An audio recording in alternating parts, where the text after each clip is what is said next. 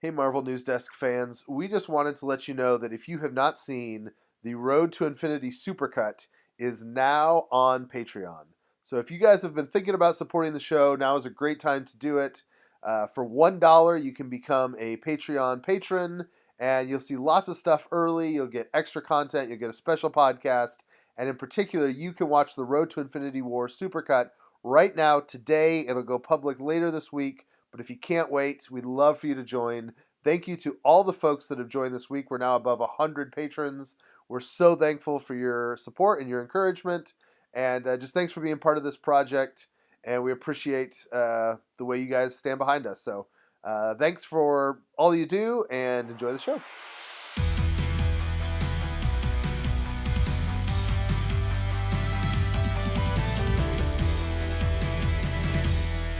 Welcome back to another episode of Marvel News Desk, your best place to keep up with all the latest news, reviews, and speculation concerning Marvel films and TV shows.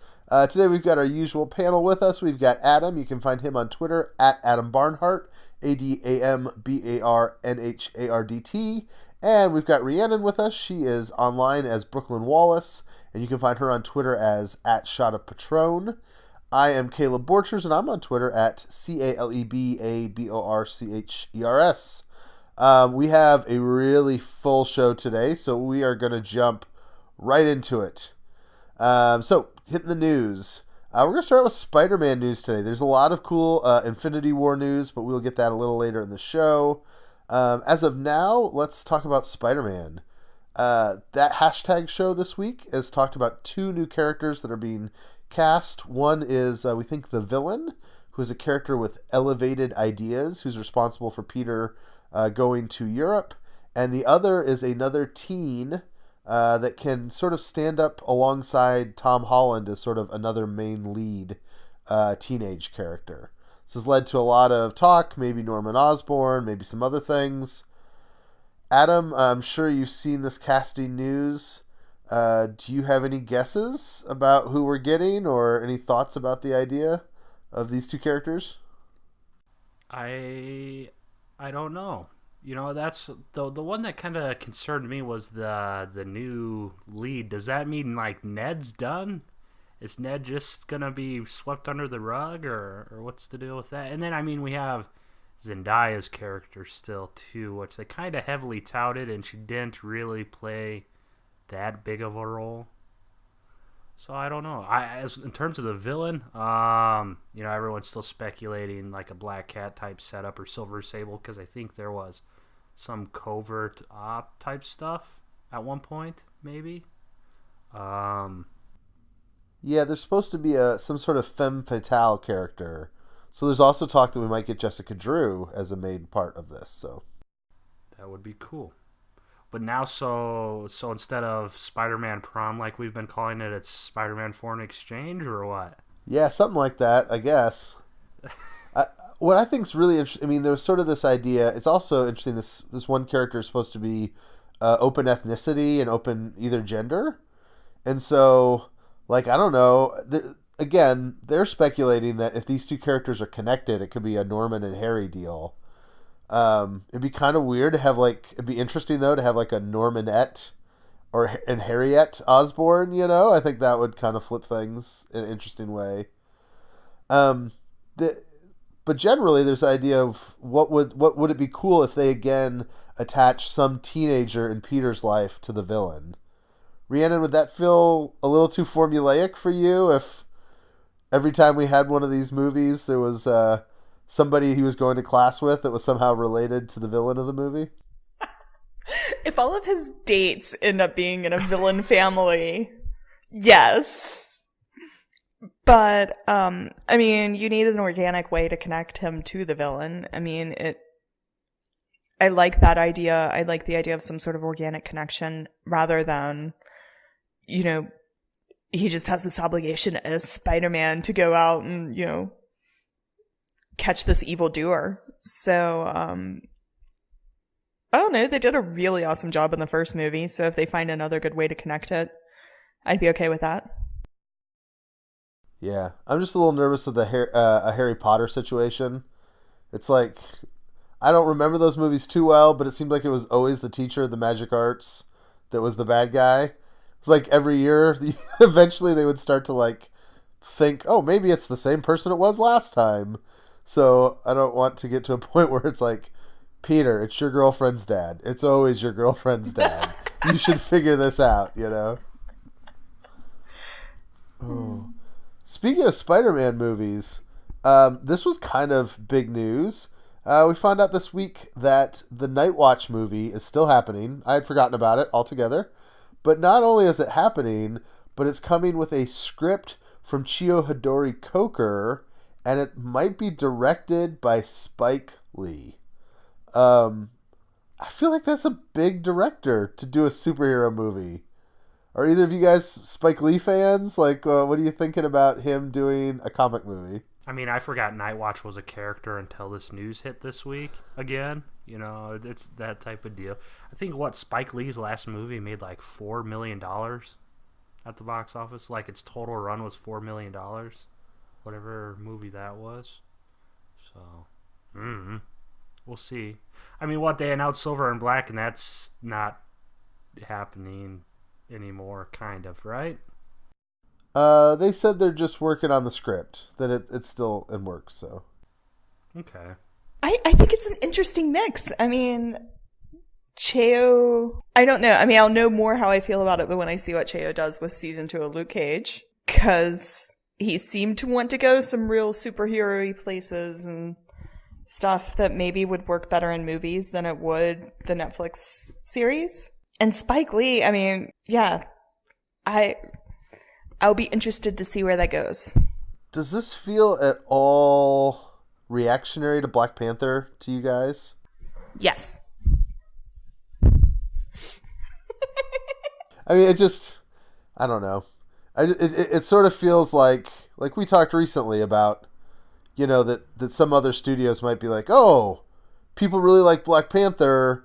We need to make sure that we do, you know, they always take the most obtuse lesson or like the obvious lesson possible, like instead of being a little more nuanced about why people liked it. But I don't know. I saw this announcement and it felt a little bit like maybe Sony hoping to replicate kind of a model. But that being said, I trust the people with it. I mean, Coker did a decent job with Luke Cage, and we're hearing good things, I think, about the season 2 now. So it could be interesting, and if nothing else, a Spike Lee superhero movie should be fascinating. I just wish I knew something about Nightwatch other than he looks exactly like Spawn, because that's about all I know about Nightwatch. I almost put a picture of Spawn on something on the Marvel News Desk website for this, just to see if anybody noticed, because they seem real similar to me. So yeah. All right. Next bit of news. John Boyega is doing some press stuff, and he was asked about joining the MCU, and he said that he was open to it.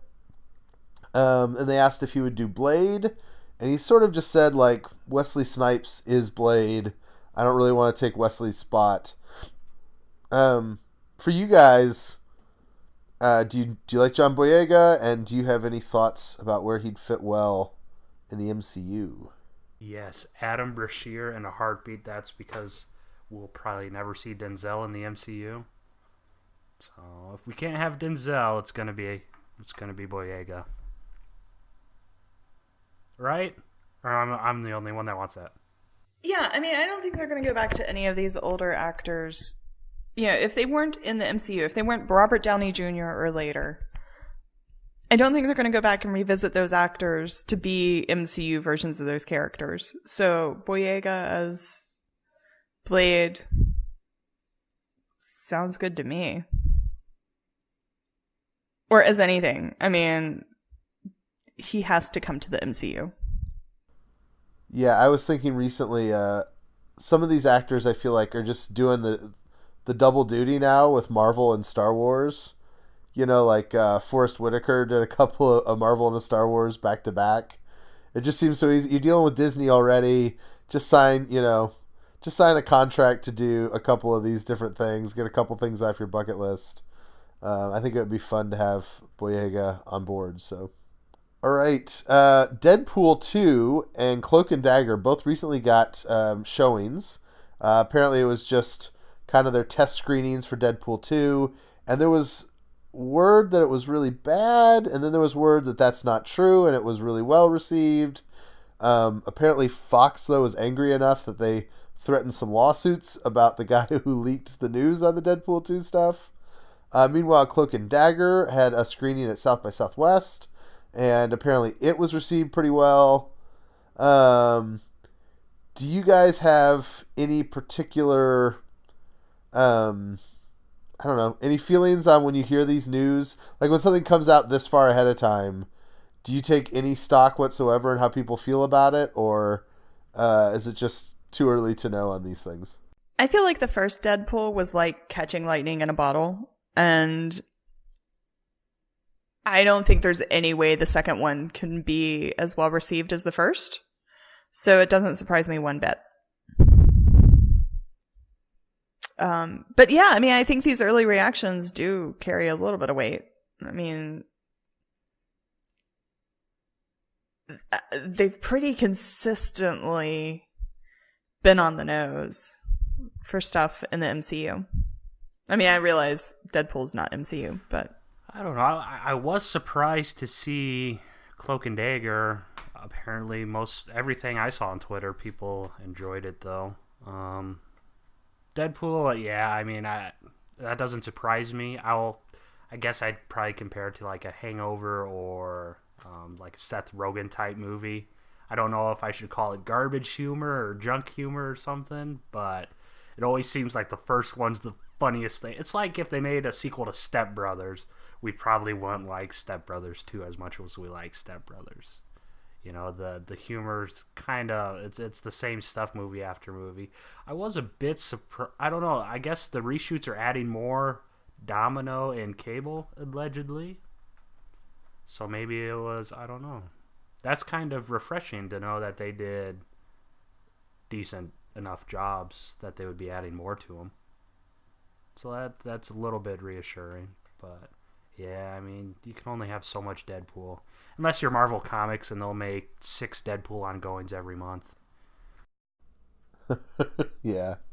I mean, I think the chemistry of those three characters was always, I've said before on the show, like, to me, that's going to be the key to this, is bringing in Cable and Domino in a way that's fresh and interesting and works.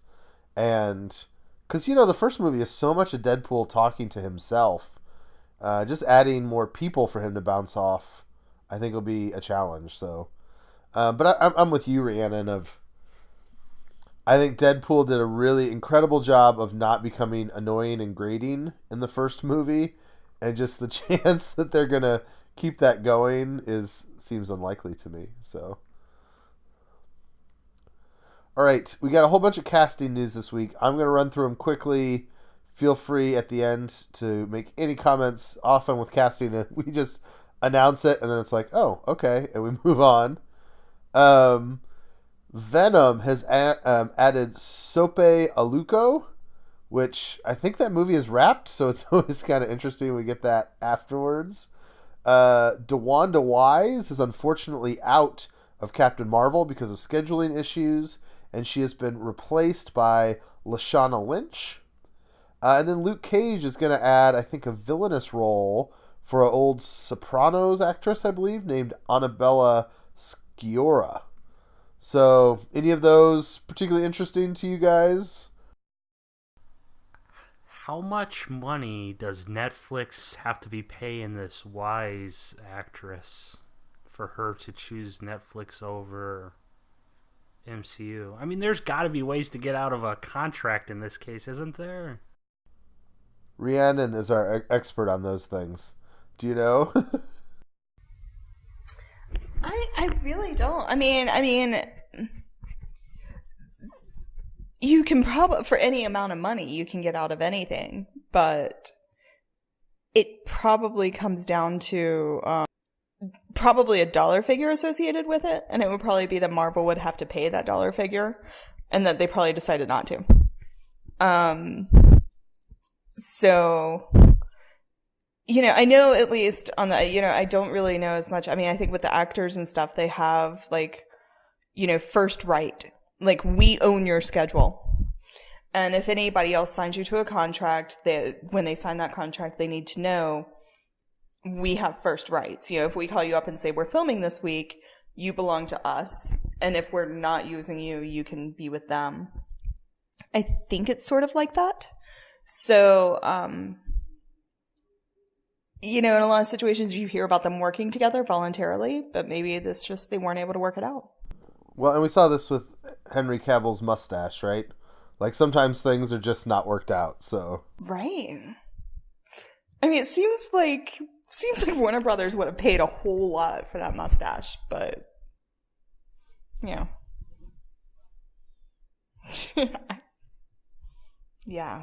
Nah, I think they threw in the towel in that movie anyways. They're like, we're not wasting any more money on this. But the other side of the coin could be, maybe she's not playing Monica Rambeau. Maybe the role wasn't that big for Marvel to make a major offer and stuff. I think everyone's just assuming that's who she's going to play, Spectrum. I mean, career-wise, if she was going to be Monica Rambeau, that's definitely a more than one movie type deal. So maybe that's not who she was. I don't know. Well, Michael Ford is in the live chat, and he makes a good point that she is the lead on her Netflix show, and TV shows are long-term gigs. Like, particularly if it's a relatively well-received show, that's 3, 4, 6 years of employment. And I think as an actor, you like the steady employment. Like, we're starting to enter an age. Back in the day, movies were always better than TV. But I could see where realistically maybe she was given a choice. And if I have to pick between a TV show that's going to keep me employed and in the public eye for the next 5 years versus a role that'll maybe work out to 1 or 2 movies, maybe it was just more advantageous for her to stay on the TV side, AMC Theaters have announced that they're going to do a 31-hour MCU marathon leading up to Avengers Infinity War. Is there any amount of money that would convince you to sit in a movie theater for 31 hours of Marvel movies? Wait, are they paying us to sit in there? Like through both Thors? I think this will be very handy. I don't see this as anybody planning to sit for 31 hours, but there are some people that would probably, there are some Marvel movies that I would probably love to see in theaters, that this is the only time you would see them in theater. So to pop in and see Iron Man in theater for the first time in 10 years, or, maybe go back and see Guardians again for the first time or something. I see people doing that. I don't see anybody sitting in the theater for 31 hours. But maybe. Some of y'all crazy. Well, I'm sure there also will be about 10 guys from various blog sites who their editor has decided that this is, their assignment. Yeah, their assignment. Like, their article is, I survived 31 hours of MCU movies. I remember this last time with Age of Ultron. And those poor guys, you should get an extra week of vacation if you're living through that. It's just, I don't think nobody wants to watch Thor: The Dark World at 2 a.m. It's no good. But is it like a lump sum, or do you have to pay for each individual movie? I haven't looked at the price structure. Like, if it's you pay a one amount and you can be in there for all 31 hours. Once I went to a movie theater to nap because I knew it would be cool and comfortable. So, I could sleep in a movie theater. Sleep through Thor: The Dark World and be awake for Ant-Man. I don't know, that would be, sort of pick which movies to sleep through and which ones to be awake for. And you've got snacks and you've got restrooms. Those credit scenes are going to go on for like 3 minutes if you need to go pee, get a snack or something. If you guys want to put me on that assignment, I could try. Oh. What would we consider? What would you guys consider required viewing before Infinity War? I mean, most of the movies would be like in the this AMC marathon. I could easily skip Phase One. I mean, I don't really want to watch any of those movies again. You know what? Guardians 1. I feel like the Guardians movies are going to be some of the most important leading into this. Because they pretty much explain Infinity Stones and Thanos. Yeah, I know the Russos have talked about, for them, Winter Soldier to Civil War to Infinity War is a logical progression, of kind of the Russo trilogy, so to speak. So I think the last two Cap movies are important. All right, I think that does most of the major news. We're going to get Infinity War news here in a minute. Like I said, this is a full episode. Agents of S.H.I.E.L.D. had an episode, so I don't think we're going to talk about this super long, maybe a little shorter than usual. Did you guys get to see the episode, and what were your general impressions of the latest Agents of S.H.I.E.L.D.? I love Deke more and more each episode. I'm glad that he was able to connect the dots pretty quickly, and that him knowing his heritage wasn't something that was dragged out forever and ever. I love him enough that I'm going to stop calling him Starboard. Yeah, he's now Deke. Deke Fitzsimmons. Like, wouldn't he have known his family's last name? Maybe they're leading somewhere with Fitzsimmons talking about what their new last name will be. Maybe they'll come up with it, and it'll be something completely out of left field. Does Deke have a last name? Yeah, Shaw. So it's Deke Shaw. I was thinking about this. So that means his mother needs to be the Fitzsimmons. So she married a Shaw. Okay. Except when we saw his mother this episode, she doesn't have like the Irish or Scottish thing going for her. So I don't know what's. Yeah, but often second generation Americans and stuff don't have an accent. Do they? Oh yeah. I mean, when you're raised in space, you have any accent. Today I learned that. I mean, I have plenty of friends that are first generation American, and they don't have their parents' accents. Yeah, we've got all sorts of interesting opportunities for these weird loops here. Like the idea that Gemma gets the ring she does because Deke picks it, but Deke picks it because that's the ring that his grandmother had, but that's the ring she has because that's the one he picked, because that's the one she had. Like, it just loops over and over again. Like, I could even see that with the last name. Like, he ends up with the last name he thinks he's supposed to have, or like he has his last name, and Gemma and Fitz take up that last name because they know that needs to be his last name. I mean, it makes sense, the thing Adam said. It's probably just that they're his maternal grandparents, but still, all the time loop stuff is crazy. It just makes me wonder if we'll end up in like the Back to the Future paradox, where like something starts to happen to Gemma and Deke starts to disappear. Like, you know?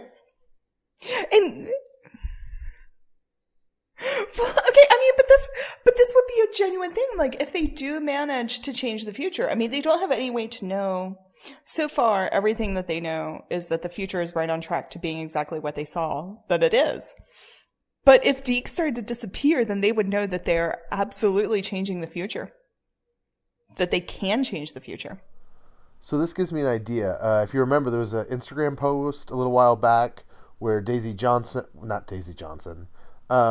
actress, Chloe Bennett. Yeah, Chloe Bennett was talking about crying a lot and like how sad she was about something that happened. What if what it is that like there's some way that they change the future, and as they're doing it, like Deke starts to just disappear because they've changed the future, and he's like, oh no, Mom, or Grandma, Grandpa, I'm disappearing, and like that messes everything up. That's gonna find its way on Reddit, Caleb. Just as long as people are nice to me. I don't like it, Reddit. That's gonna find its Okay? way on Reddit. Yeah, well, You're I gonna better get get famous. credit for it. I want Reddit credit. Reddit credit.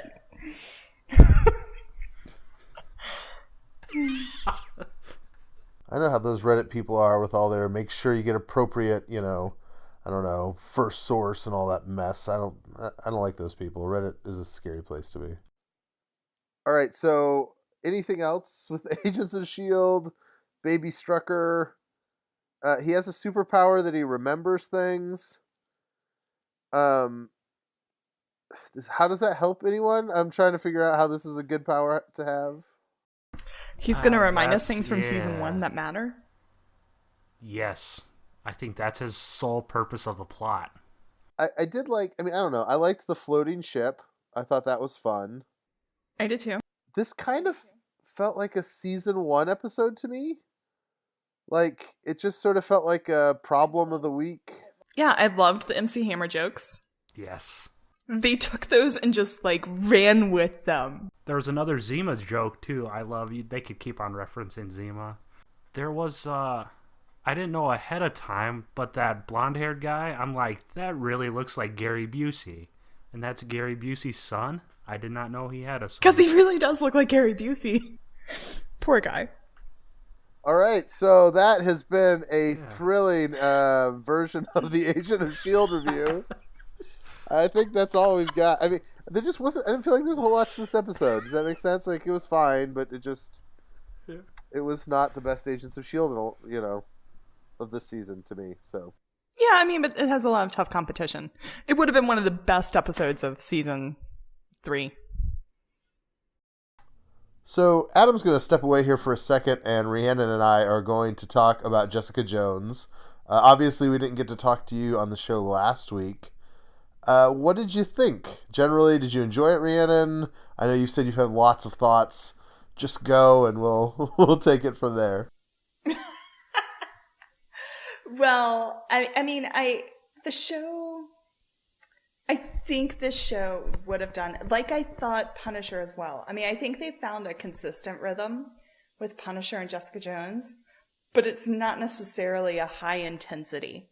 Both of these shows would have done really well as a week-to-week show, where you just got a little time between each episode.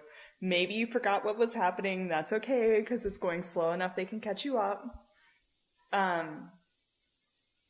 There was a lot there. We had a lot of different, we had a lot of little life arcs for people, but all of them were just simply kind of life arcs.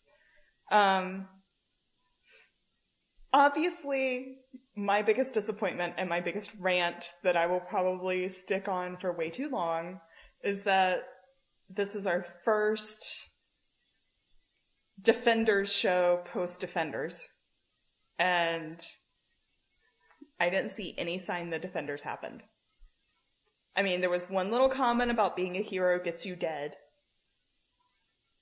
And then nothing. You even have Foggy showing up for no reason. Like, his appearance, and we're doing full spoilers, I guess. Yeah. Go ahead. For this.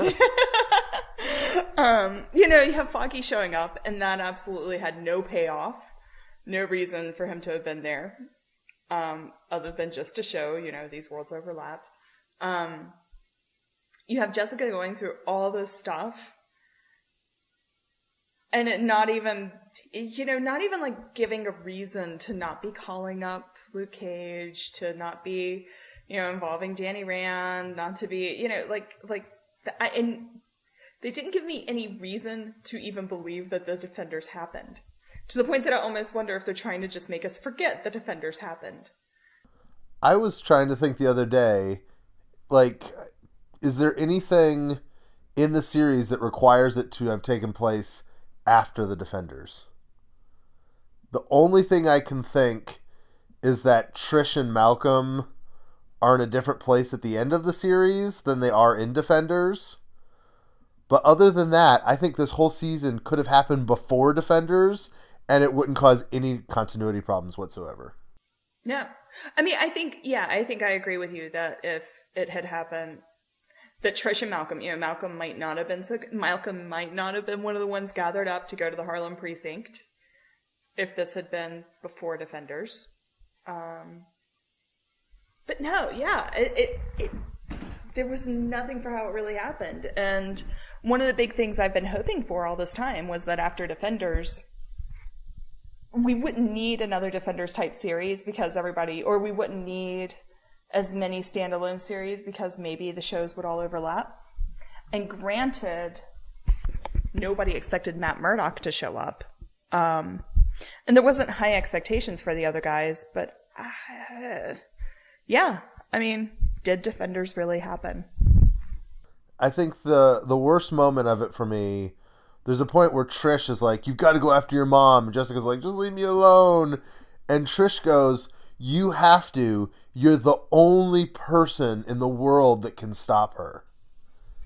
And I was like, first of all, we know from Defenders there's several other people. But Luke Cage was in season 1. Like, I think Trish is aware that Luke Cage exists. How would you not? And he's generally as strong or stronger than Jessica based on season 1. How would you guys not call him to get help with her mom when she realized you're in that spot? You've thrown in how many Captain America references? I mean, the main crossover here is Captain America. The kid has a Captain America toy. They mention Captain America by name at least one other time. They know Captain America exists. They know the Avengers exist. If this woman is so powerful, Jessica's the only one that could take her. Yeah, I'm right there with you. And I can kind of forgive the Avengers thing. Like, I could see the thought of, like, the Avengers are kind of too high level, or they're on the run, or Tony Stark is inaccessible. Like, I mean, I can forgive that even. But Luke and Danny should be on your speed dial at this point. Like, they literally live around the corner. That is unforgivable. Like, that is just where the continuity is totally falls apart to me. Exactly. One thing that I liked about it, because I hate to be just completely negative, I like that it was not Typhoid Mary. I like that character is still out there to maybe be used in some other way. I liked the mother. I liked the story with the mother. It felt like it worked to me. That the mother, similar experiment, slightly different results. I liked that whole storyline. Because I know I've seen some people complain that once the reveal happened, it just sort of dragged on with. I enjoyed the mother-daughter relationship, the angst that it gave Jessica, and the relationships and the exploration of all those relationships. Yeah, I had told Adam last week, it's really hard for me because it's not that any of it was bad. Like, it was really well made, but in a very boring kind of way. Like, I should say the second half picked up a lot for me. I enjoyed the second half of it a whole lot more than I enjoyed the first half. It just,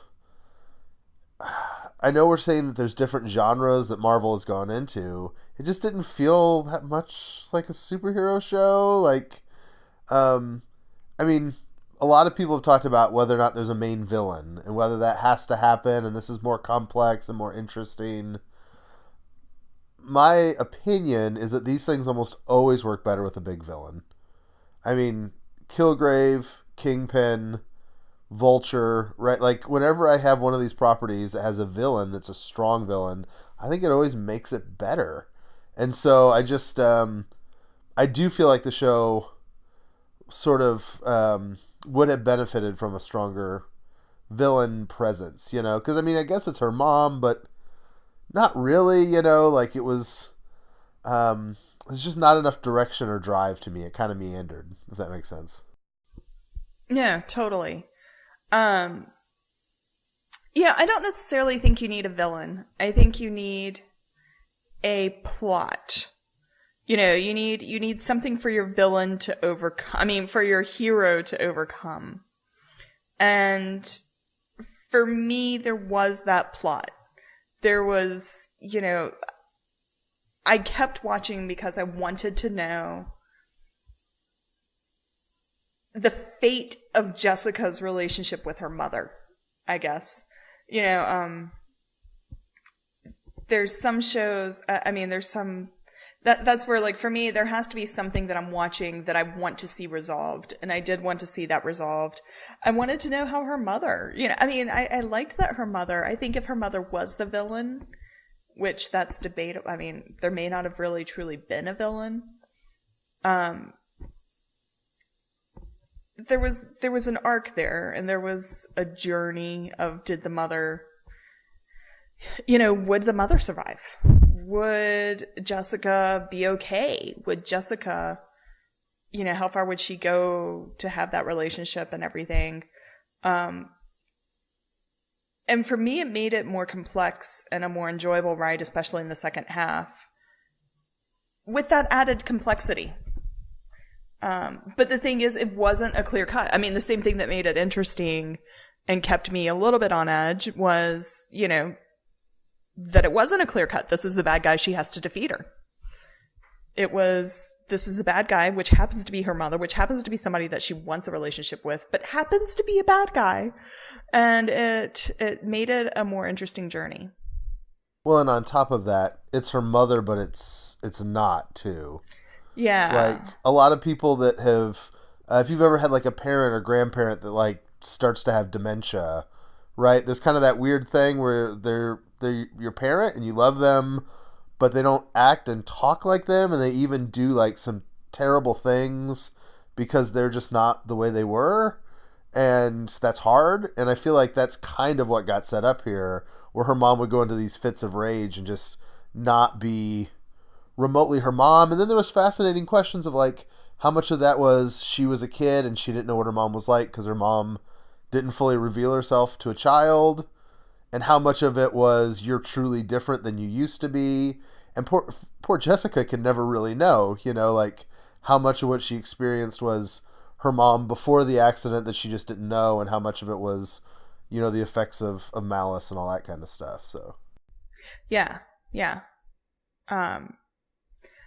And I feel like there could have been a little bit more to, like, Hogarth's storyline. I mean, I thought that was a great way to mix it in, with Jerry having an incurable disease,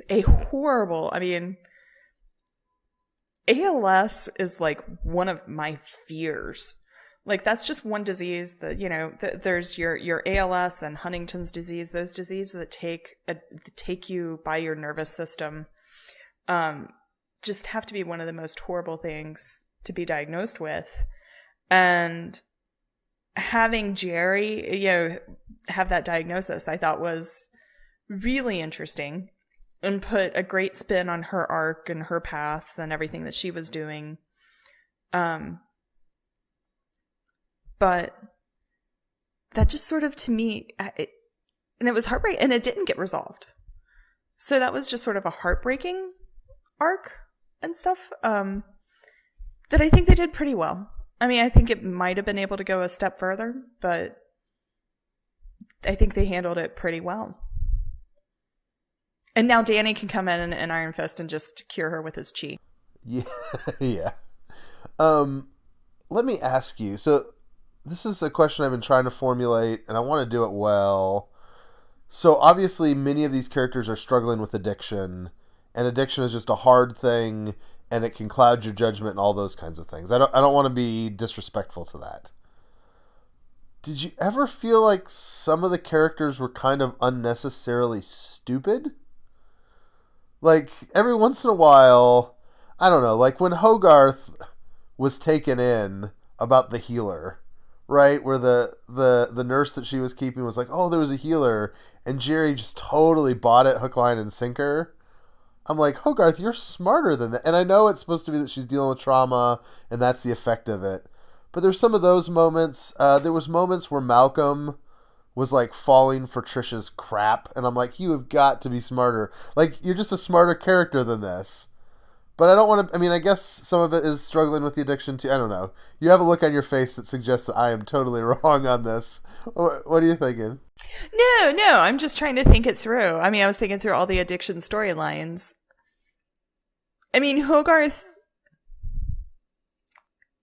I have no idea, you know, I think it's easy to judge how somebody reacts to something, you know, the hope and the ability, and her reaction didn't strike me as fake as far as putting her faith in this potential healer.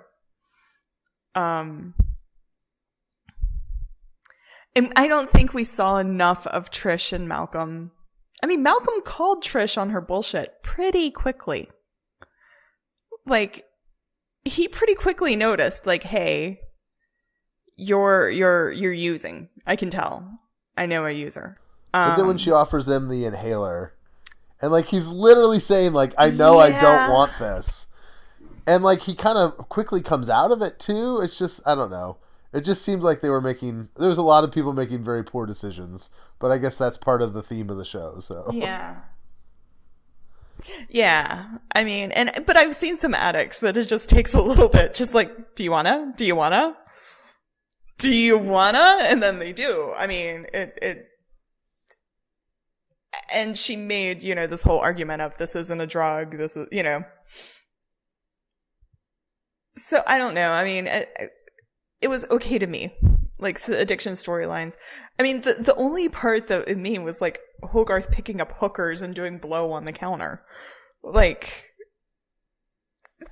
that. Just for somebody that has been so conscientious of her image and the law and all kinds of things, to just like be picking a woman up on a street corner and taking her home, and I don't know, that struck me as a little bit just dumb. Yeah. This is a silly analogy, but we have a street with law offices near my house, and they are always the most immaculately shoveled sidewalks because they're just too dumb. They're like, we're not going to be stupid enough to open ourselves up to a lawsuit for not properly clearing our sidewalk. And so I would just think Hogarth would be very risk adverse. You know, like lawyers tend to be that way. Exactly. Yeah. Yeah. I think we need to talk about Trish.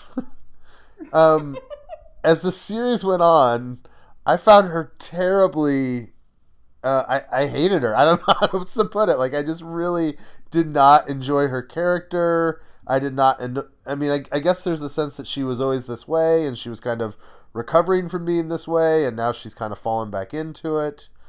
I'm struggling to see what the impetus was, though, for her falling back into it. I mean, again, maybe there's not an impetus. Maybe sometimes people just kind of fall back into bad habits. Did you enjoy Trish's storyline? Did you not like it? I mean, what were your thoughts on Trish? I mean, Trish seemed to suddenly be interested in fame. Or, I mean, you know, I mean, I feel like they set her up. I don't know. Her storyline, I mean, for me, it just was. Like, it didn't bother me, but it wasn't, you know, anything special. It was just like, okay, Trish is, you know, evidently she cares about being a real reporter now, and we're following her on that, and that's what's happening. And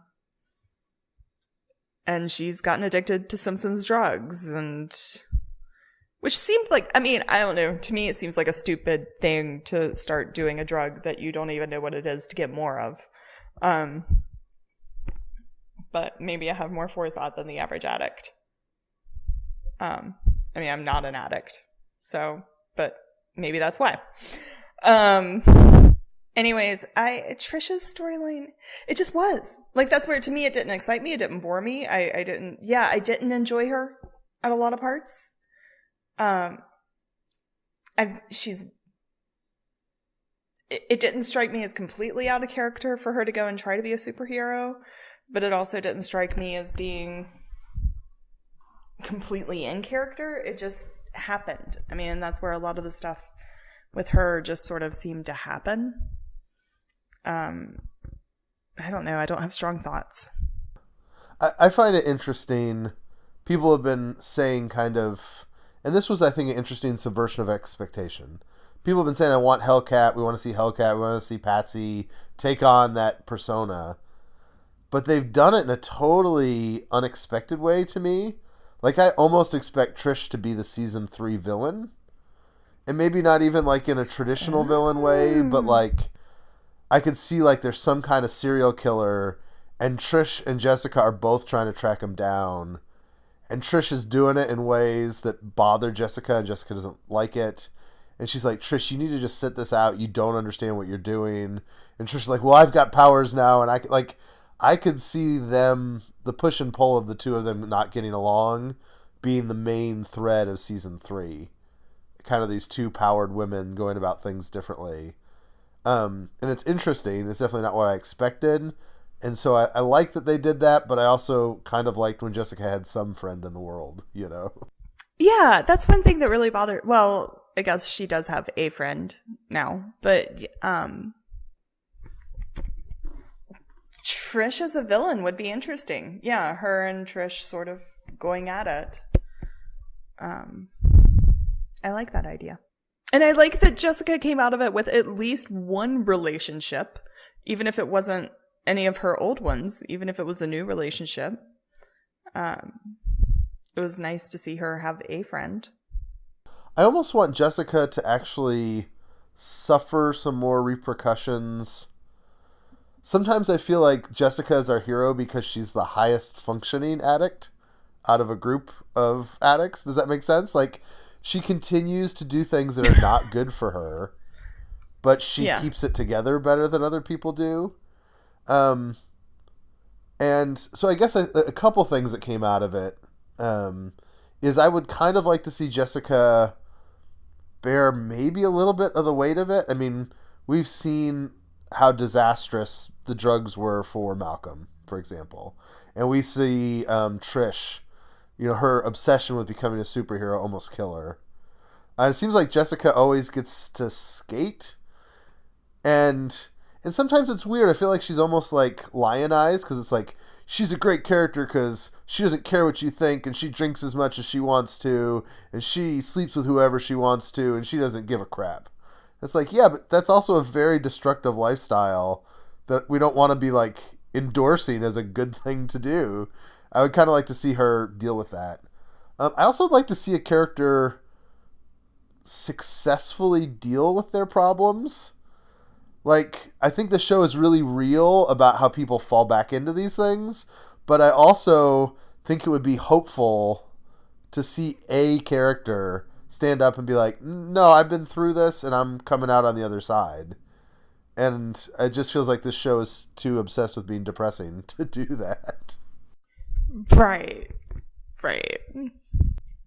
Yeah, I wanted there to be one moment, and I feel like she came close to this, and maybe she did. I'd have to go back and rewatch.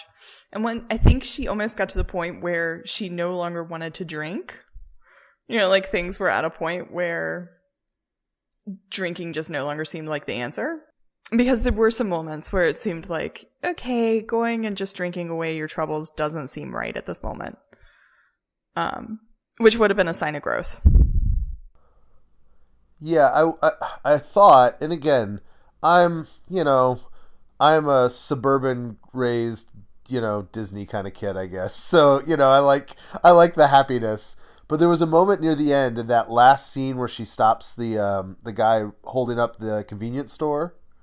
Yeah. There was just a second where I thought she was going to reach for the whiskey and then go, you know what? I don't need that tonight. Yeah, and maybe walk that away. was the moment. Yeah. And I thought that'd be really that'd be interesting to see her grow and change. And but no. All right, well, we've got Adam with us. Let me ask one last Jessica Jones question. Did you guys like the Kilgrave episode? Did you like the way he came back? What'd you think about kind of that approach? I did. I liked the Kilgrave. I think it was handled... I think it was subtle enough and realistic enough, and it could have gone just a little too far, but it didn't. Agreed. Yeah, you said exactly what I wanted to say. They could have used that in a sense where they relied too heavily on it, but I don't think they did in this specific instance. It was probably, I don't know. Would I say that was one of my favorite episodes of the season? Probably. He seemed almost completely different too. Did he not look like a lot older for some reason, or was that just me? Kilgrave seemed like he was almost a different person. I just took any difference in appearance to him being slightly a ghost. I felt he was a little more humorous, but he also reminded me of how funny Jessica. This it always sounds weird because it's so dark, but Jessica Jones season 1 is actually pretty hilarious. Like there is some real dark humor, and even like Kilgrave and the way he tells people to do things, it's horrific, but you kind of giggle too. And I feel like the second season lacked a little bit of that kind of dark humor. I would have liked to see a little more of. So. All right. Does that do it for Jessica Jones? Anything else you guys really wanted to talk about with that before we go on? What do you guys rate it out of 10? What's the you talked about the whole season, right? Yeah. I think so. Yeah, everything I want to talk about. What would you rate it? I mean, not in order of Netflix MCU shows, but maybe just out of 10, or 5, or 2 thumbs up, or. I mean, I'd rate it, out of 10, I'd give it maybe a 6. Knowing that, so the original Jessica Jones, the first season, I probably would have rated as a 6 on my first watch, and on a rewatch, bumped it up to a 7 or 8. So if I ever went back and rewatched this season, it might go up. Do you think this season has that rewatchability factor, though? I was thinking that as I was chugging right along, I'm like, I don't think I could rewatch this. I don't know. It just didn't seem rewatchable. Well, I mean, I watched a lot of the beginning of it. I had like a fever of 101. So I might start a rewatch just to see what I missed. Yeah, I would give it about a 6 too. It's actually sometimes easier for me to rank these than to like give them an overall score. For me, there's like the upper echelon, the ones that I love. And that's the 2 Daredevils and Jessica Jones season 1. And then there's a middle category, which are pretty good. I think I could watch it again. And I'd put Punisher there. I'd put this there. I'd put Defenders there. And then there's no thanks. I'm good. And I think you can, by definition, figure out what might fit there. And then there's Iron Fist. So yeah, I think it's very middle of the road for me. Again, I come from this like in comic books, so I would have enjoyed a little more comic flavor to it, I think. Would you have been happier if the villain had turned out to be Typhoid Mary? Would that have hit that little comic book itch for you?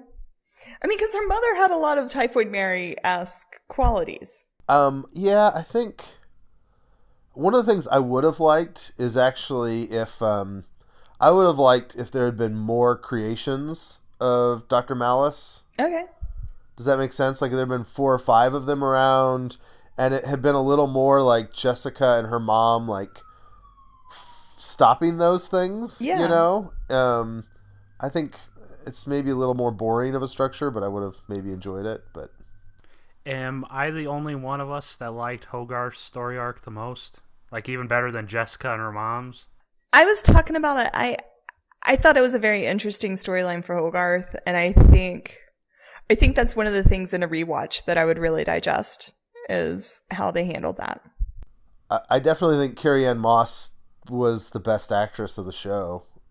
Like I think she was probably, and that's no disrespect to some of the others because Ritter's great and the others are, but I thought Hogarth was by far the best acted character. So.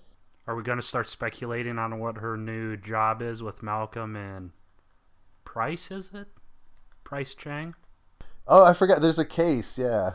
Oh, I thought she was just starting a new firm. She was, but then she hired Malcolm and she said she needs super discretion or something. And he asked if it was illegal. Jessica or some. And she said it depends on you. I'm sure there's a listicle or 2 online already. Iron Fist season 2, that's what it is. I was about to say, could she end up being like the evil Jerry for Iron Fist season 2? Yes. See, that's going to add a whole nother element. She's dying, and then she's got to be in Iron Fist season 2, doesn't she? We've already figured this out, Adam. Iron Fist is going to burn the ALS out of her with his chi. Oh yeah. Sorry, that was my friend Shelby's idea. That use his chi to heal the ALS. That's almost a spoiler alert. That's such a good theory. I would label that a spoiler. Oh man. The problem is it hinges on any future season recognizing and acknowledging anything that happened in Iron Fist season 1. And you know, They're probably just going to start with a fresh slate.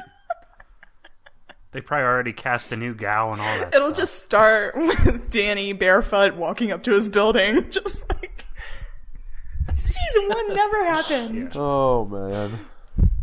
What, I was surprised only one Defenders reference the whole season. Oh, that was my rant. Yeah, we talked about it. We suggested. I said that except for Malcolm and Trish being in a different place than they are in Defenders, there's nothing else that stops you from placing this before Defenders in the chronology. Mm-hmm. I'm like, this is weird. So she just went through a huge thing with those guys and then not even a peep until, like, what? That was the last episode, wasn't it? Or second to last? Was there? What was it? What reference are you making? I don't even remember the one you're talking about. What reference are you? Well, she was in the RV with her mom, and she says the last time people tried teaming up with me, one of us died. Yeah. Like that was Daredevil, right? Yeah. That's Okay. right. I just knew there was an offhanded comment early on that, like, when you try to be heroes, somebody dies or something. I do also like they shoved the raft down our throats every chance they could. Okay, let's talk about this real quick. We're backtracking now, but so what drove me crazy is they talked about the raft, and I'm like, okay, good connection. That's a good place. But then nobody mentions the Sokovia Accords. Not once do we Yeah. talk about Jessica running around. She doesn't registered.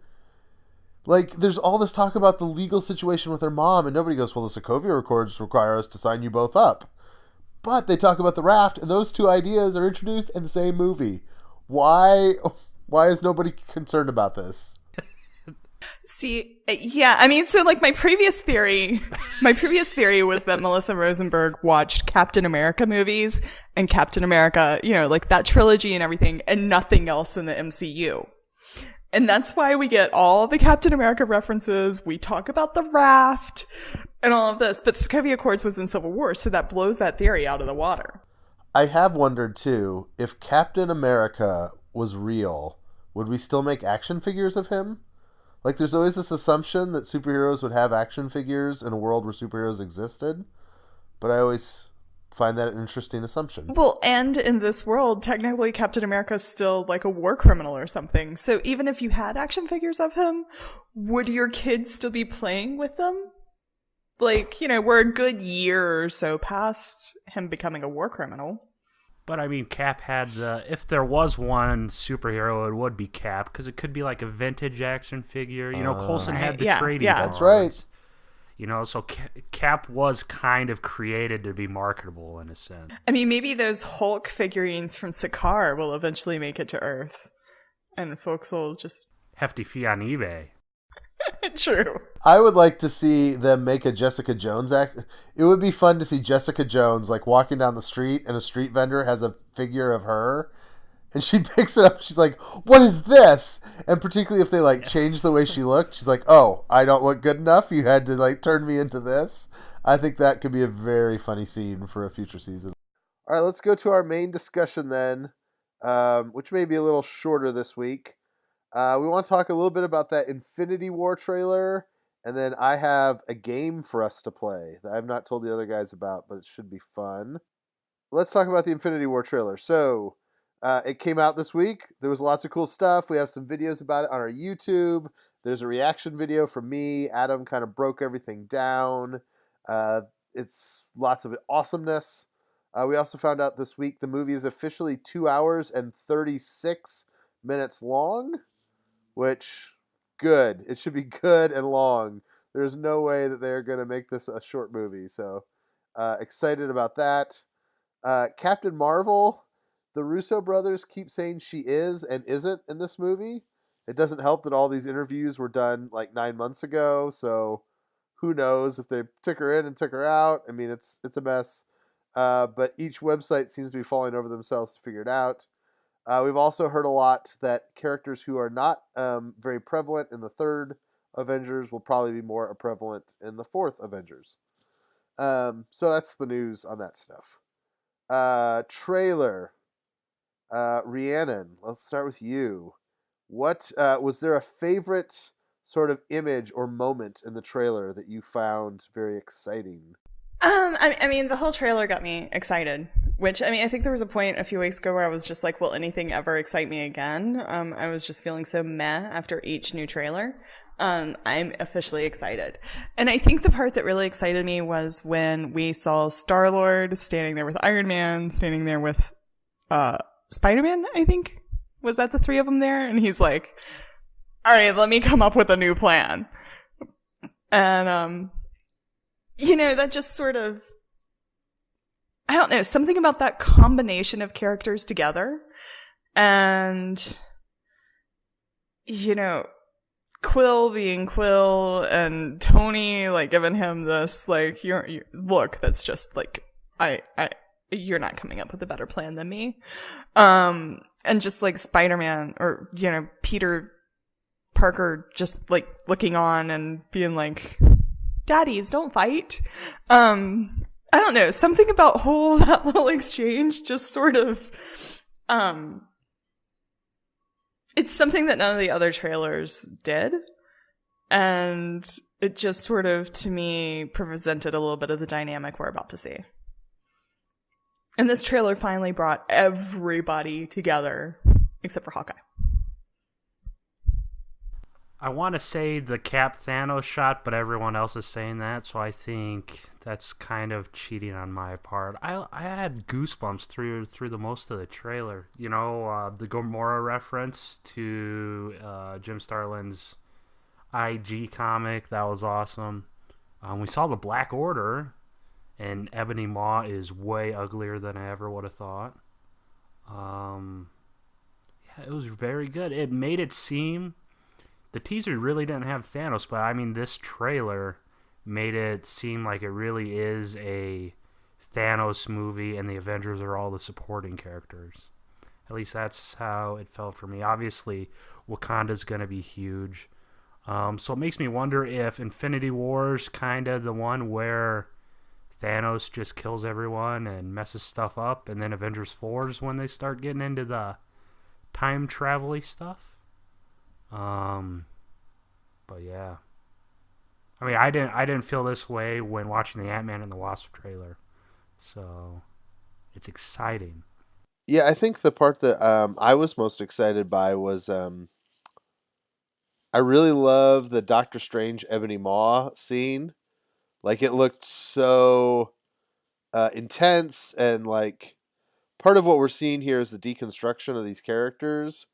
And you can see Strange like really going through it at that moment, and it kind of made that character. It made Maul look more menacing than I thought he would be. I mean, it was just, I don't know. For some reason, I really liked that shot. So I think it was pretty interesting. Did you guys have a character that stood out to you, of somebody whose storyline you're more interested in now when the movie comes up? I, on my 8th rewatch, started to get very interested in what is happening to Stephen Strange, but just because it looks like there's some stuff happening to him that I didn't expect. Yeah, that was a good one. I mean, it looks like he uses the Time Stone at one point. I mean, he does his little finger thingy where he makes the eye and the eye opens. So I would guess he probably uses it.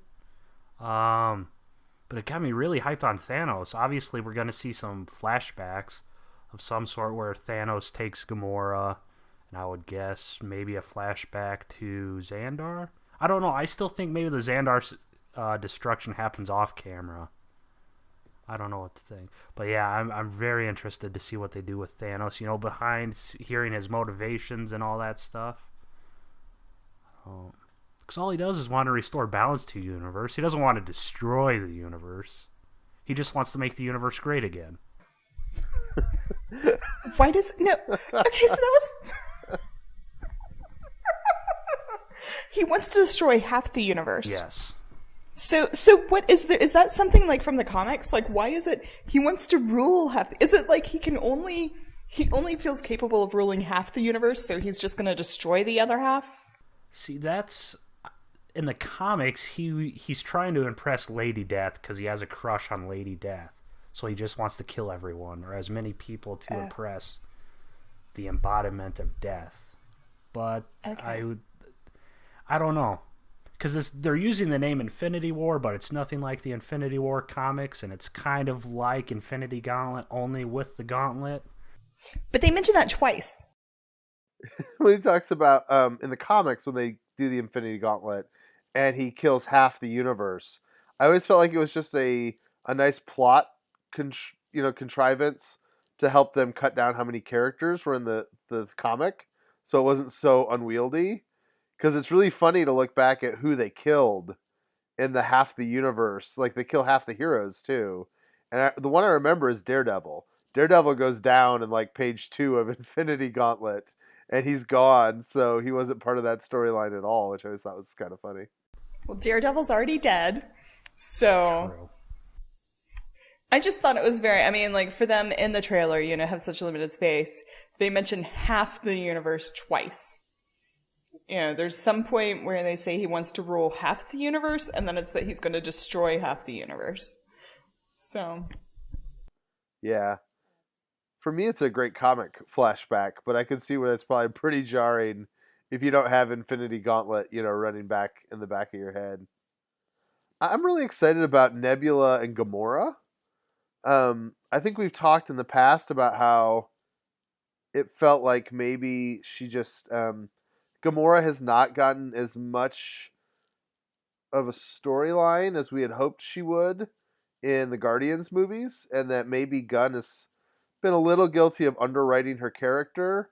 But I feel like maybe some of that is not his fault, and that they have been holding back Gamora and Nebula stuff so that it can be kind of fully done in this movie. So Yeah, that is a good point. It's going to be nice seeing them interact with the Black Order.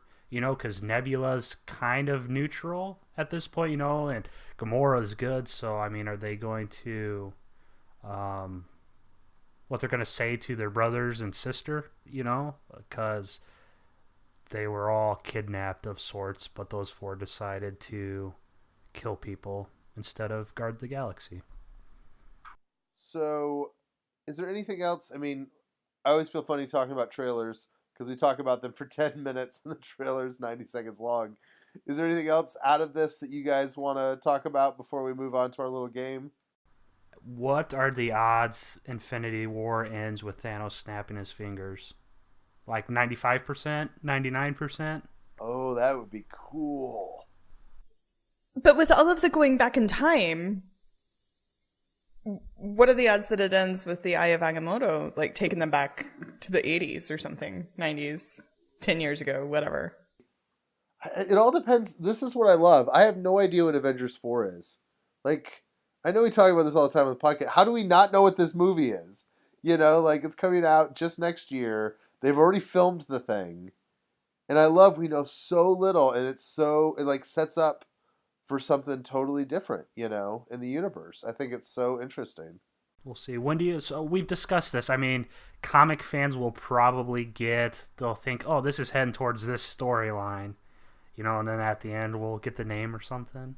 You think it is Secret Wars, or what do you think it's going to be? Yeah, I mean, I'm holding tight on that. That's what I think we're gonna have. Avengers 4, Hawkeye, and Ant-Man. It's just a buddy comedy with those two. It does make you wonder if like they're gonna be the two stuck in like the real world while everybody else is off in Secret War world, and like the two of them and Wasp are gonna have to figure out what to do from there. I am more and more convinced. I'm not sure about Hawkeye. I don't think Ant Man's in this movie. People keep saying like, "Where's Ant Man?" I just don't think he's showing up until Avengers 4. You But we know? got news this week that Ant-Man and the Wasp spins directly out of Infinity War, right? Yeah, but I mean that doesn't. I mean it doesn't change that he might not be in the Doesn't movie. mean he's in it. Yeah. All right. I am going to move us on. I want to play a little game we're going to call Infinity War Death Pool. Okay? So here's what I've done I have listed all of the characters that are on the movie poster. Okay? All the heroes that are on the poster. If you've not seen this poster, it's magnificent. I don't know how they fit that many faces onto a poster. I'm going to read them all off, and then we're going to have a death draft. Okay, we'll make it a snake draft. If you pick first in the first round, you pick last in the second round, right? And there's enough characters that we each get 7. So you're gonna pick who you think dies, and we'll just see who can pick the most deaths correctly. Okay. I'll read our characters first. We've got Vision, Scarlet Witch, Nebula, Falcon, Bucky, Black Panther, Shuri, Cap, Okoye, Hulk, Iron Man, Black Widow, Spider-Man, Thor, Groot, Star-Lord, Gamora, Mantis, Wong, Doctor Strange, War Machine, Drax, and Rocket. Okay, and yes, I can remind you along the way. Rhiannon, we will let you go All right. first. Who would you like to take first in the death pool? Was Loki on the list? No, he's not on the poster. Everybody thinks Loki's gonna die, don't they? Yeah. Okay. So Iron Man? All right, Iron Man is off the board to Rhiannon. Adam, who do you want? Captain America. All right, you guys took the 2 obvious ones, but that's fine. I have long said that the best way to show his power would be to kill Thor. So I'm going to take Thor. And, I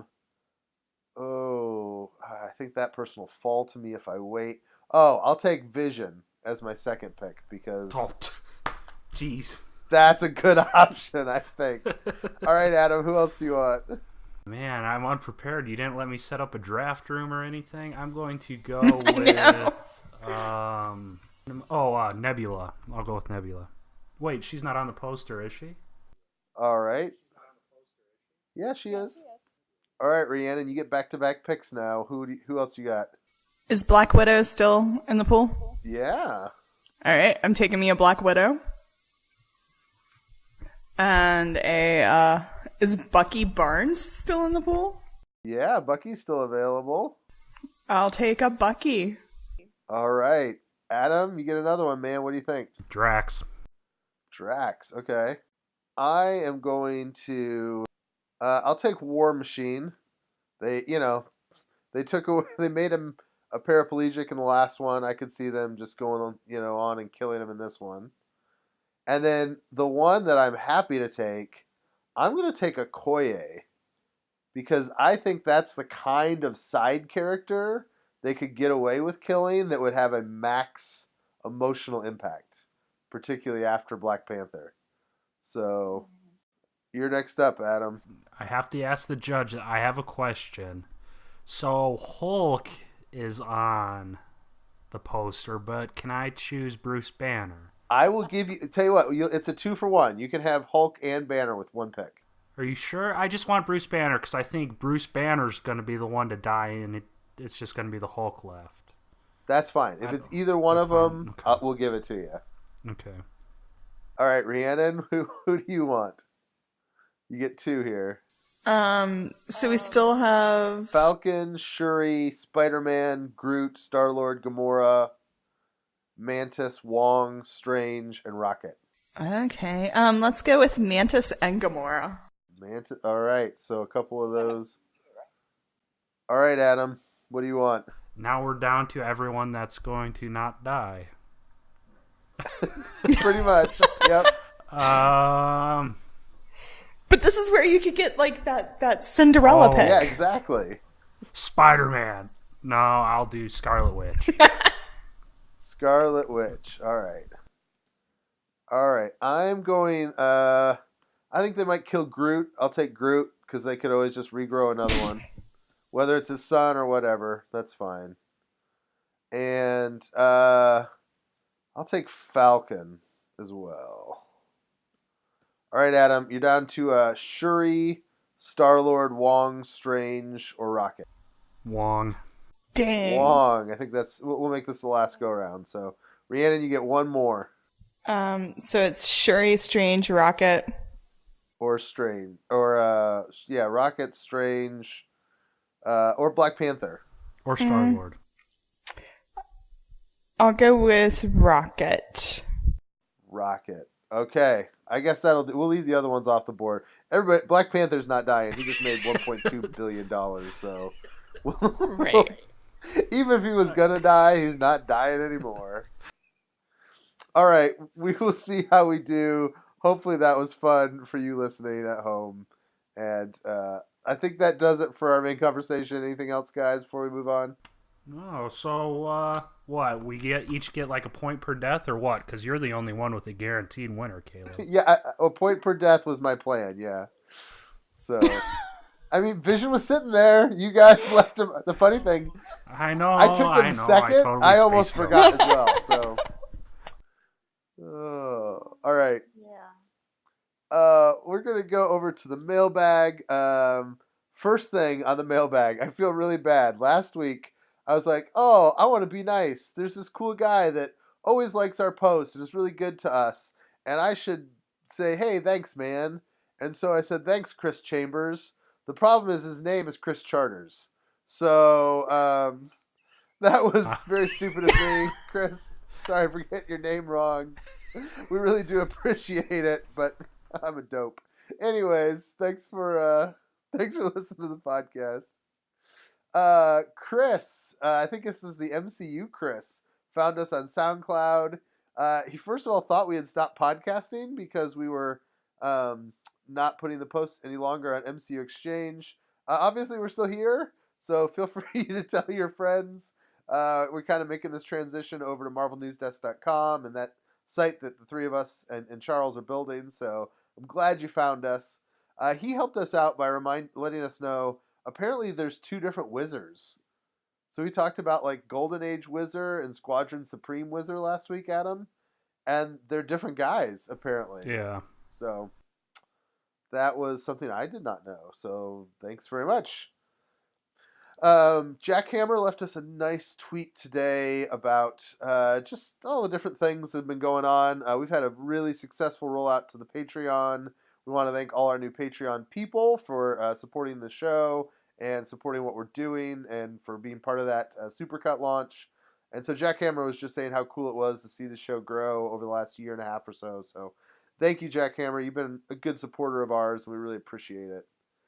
Similarly, Jorge Chavez on Twitter just was saying congrats. We'd done a tweet about hitting a 100th Patreon patron. So thank you very much, Jorge. Also on Twitter, Akil Black Panther just said some nice things about the Infinity War Supercut. We really appreciate that. Charles did an awesome job, and we're just really thankful just to be part of it. I'm going to read a few comments from Patreon on this, just to give you guys an idea of how well that's going. Augie Max Vargas says, cheers to Charles, Marvel News Desk, and MC Exchange. Well done. Gare Cruddy said on Patreon, this is amazing. I'm speechless. Thank you guys for this. I wouldn't be surprised if the one who did this ends up working for Marvel. Big congrats. God bless you. Jacob McLaughlin, that was incredible. As a lifelong Marvel fan, I'm so proud to see my favorite fandom come so far in these films. This just reminded me of how much we've been through in these past 10 years. Almer said, awesome. He asked a question about kind of one of the editing choices, but he enjoyed the supercut as well. Keith Heavy said, phenomenal. Just shows how much character development has set up for these two Avenger movies.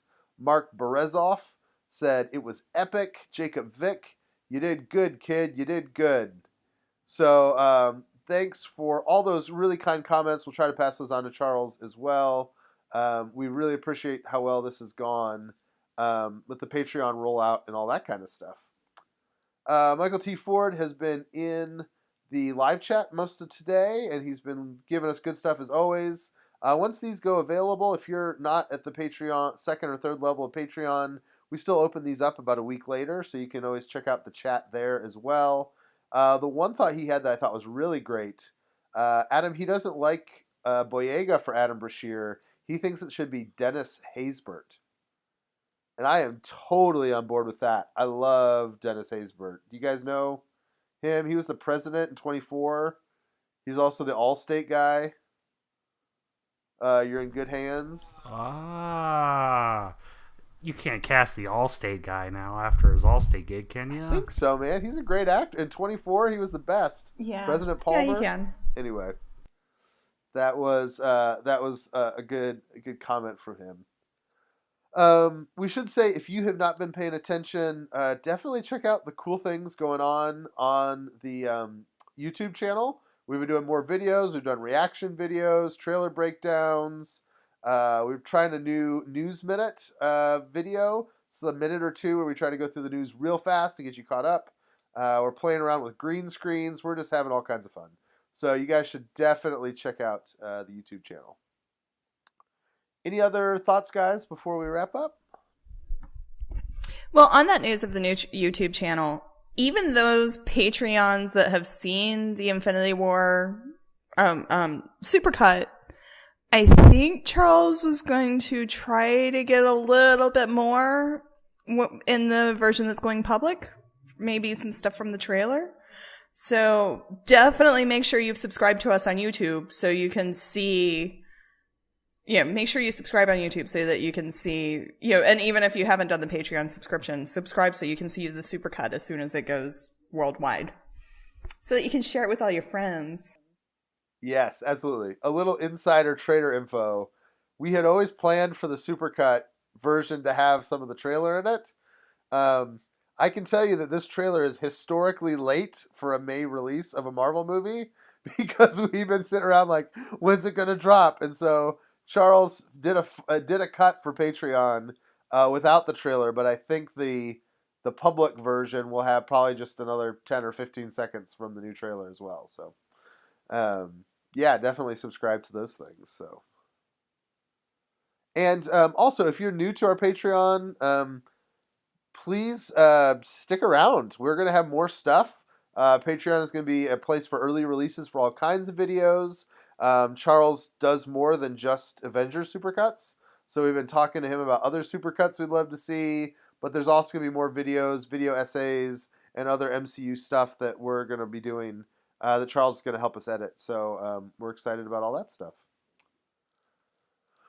All right, it's the end of the show, so it's the point at which I say thank you for listening to the podcast. You can interact with us a lot of ways. Send us messages via Twitter at Marvel News Desk, or send us a note on our SoundCloud or MarvelNewsDesk.com posts each week. If you support the show, if you want to support the show, you can give us $1 a month over at patreon.com/MarvelNewsDesk. You get special access to a MCU film ranking episode we did at Christmas that's only for Patreon subscribers, as well as early access to all kinds of videos, including the Road to Infinity War Supercut, which is available now. Like us on Facebook at facebook.com/MarvelNewsDesk, or subscribe to our YouTube channel at www.watch.marvelnewsdesk.com. You can help the show be more visible if you would leave us a 5-star review on iTunes, but the number one thing that you do every week, and we really appreciate, is you listen and tell your friends. We want to thank Tim Cox for our logo. You can find him on Instagram at TimVCox, and thank you to Alvin for the theme music. He is on a variety of social media platforms as at The Skull School. All right, I think that does it for this week, and we will see you next week. Talk to you later, guys. Bye.